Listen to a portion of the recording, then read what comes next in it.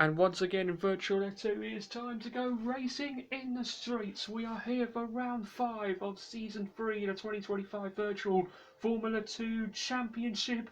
And we are here in the Principality of Monaco. Ladies and gentlemen, the jewel of the crown, the one of 3 in the Triple Crown. We've got the Le Mans 24 Hour and the Indy 500 as well. And of course, the Monaco Grand Prix itself. But this is Virtual Formula 2 around these streets. And before we get into the first of 2 races here in Monte Carlo, let's run you through the starting grid for both races. No Victor Martins for this weekend. Remember, he has got that round ban. He will be back for the next round in Barcelona. Instead, he's replaced by fellow Williams Junior Oliver Gray. Ollie Gray starts on pole for his debut. He'll be hoping to changed that pole into a win on his debut Virtual 2 weekend, and he's got his teammate Ritomo Miata starting behind him, second in the ART car. Alex Dunn may be a McLaren Junior in 2025, but in real life he is now an Alpine Junior and still racing in Formula 2. He's third on the grid. Alongside him will be, well, I should say fellow Alpine Junior, Kushmini in the Dams car starting in 4th. Sebastian Montoya 5th on the grid in the Prema car, and he's got Callum Foysen in the Rodin car, 6th on the grid behind him. Then comes our championship leader, Leonardo Fornaroli, 7th on the grid in the Invicta, and he's got Joshua Dirksen, who has nixed that Invicta seat in real life, 2026, but in the AIX, he's 8th on the grid for this Virtual 2 race.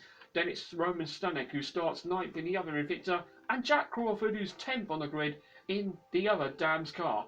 Completing the rest of the grid, we have Arvid Lindblad, Kean Shields, Gabriele Mini, Pepe Marti, Richard Verschoor, Ollie Gerfer, Rafael Villagomez, Max Esterson, Dino Beganovic, Sami Megatuniv, John Bennett, and our reigning champion, Luke Browning, starts from the back of the grid. And now it's time to race around these historic streets. So let's get into it, ladies and gentlemen. It's time for some race around the streets of Monte Carlo. 3, 4, and now 5 red lights for the sprint race in Monaco. And we're underway for Virtual 2 at Monaco. A fantastic getaway from Ollie Gray on debut. He leads into turn 1. Alex Dunn is going side by side with Ritomo Miata for P2. But it's Ollie Gray on his debut who leads away on the first lap of 30 in the ART as Miata and Dunn continue to go side by side. But it's Miata who holds on to second place ahead of the Irishman. But a great getaway for the British driver, Ollie Gray. He leads here in Monaco. Yeah, fantastic getaway there. And there's contact at the back. I think that's the 2 Dams coming together. Jack Crawford and Kush Miney coming together. We got a red flag already, have we? Yes, we have. Miney in the barriers. Crawford with damage. Oh my word, there's going to be a debrief done at Dams after this race. So here's a replay then. This is on board with Crawford. He was trying to go down the inside of Foysen and Fornaroli, and then shunts straight into Miney. I don't think you can stop his brakes. Sorry. I had no brakes. That's why I hit Kush. I'm so sorry. Copy that. It's a red flag. And now we're on board with the Indian driver Kush Miney, and he's going to get hit by his teammate right there, and into the wall goes the young Alpine Junior. Jack put me in the wall. I'm out. Okay, copy mate, sorry for you. We go again. We have 5 red lights on for take 2 of this sprint race.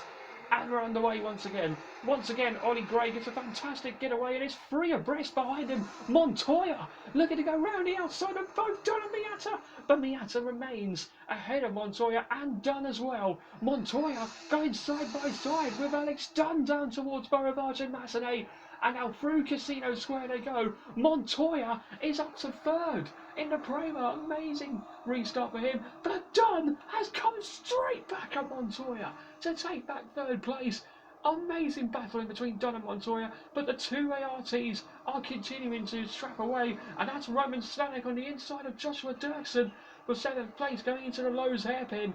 But a great getaway for Ollie Gray. He leads away on the first lap of 30 here at Monaco. Oh, and there's smoke from a car It looks to be one of the Red Bull juniors. I think it's Ollie Gerfer. It is Ollie Gerfer. Sadly for him, he is out of this race. Yeah, the engine just cut off. I got smoke coming out. Boop. We are on board with Jack Crawford all over the back of Kean Shields. This is our 10th place, lunging to the inside into the chicane. Lovely move there for Jack Crawford, breezing past Kean Shields, and he's back up into the top 10. It's all nip and tuck between these cars here around Monaco. Oh, Crawford's down the inside of Stanek. That was amazing going into Raskas. Jack Crawford, how about that for the American driver? After crashing with his teammate on the first lap, on lap 15, he's back up into the points. Take a bow. Crawford trying his best to gain on Dirksen in front.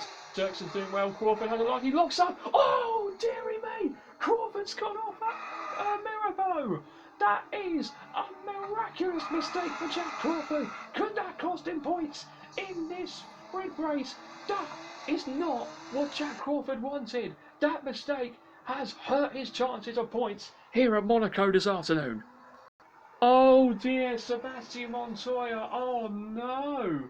Come on. Oh, after such a good start and running in the top 4, Sebastian Montoya with smoke pouring from the rear of his Prema, and that is going to be a DNF for the Colombian-American driver. What a shame for Sebastian Montoya. His chances of points, or potentially a podium, it's gone.